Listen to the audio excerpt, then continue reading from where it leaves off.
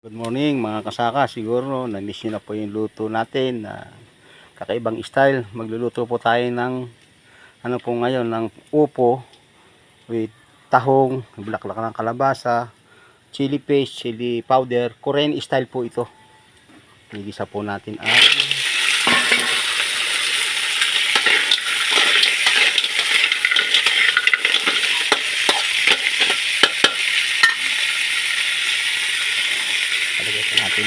upo.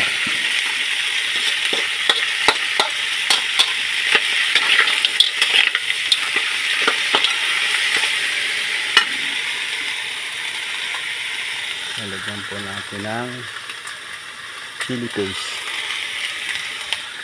chili powder.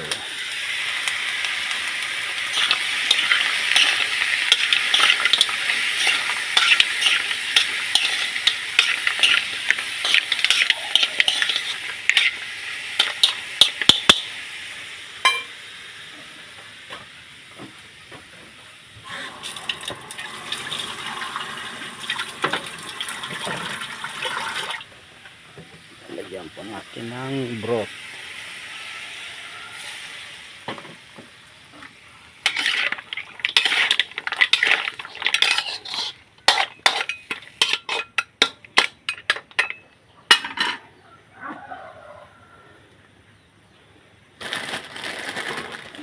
Lalagay po natin ang noodles.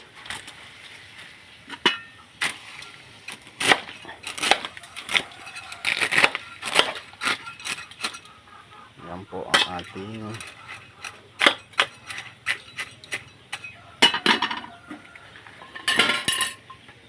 lalagay po natin ang meron na po tayong Korean style cuisine po.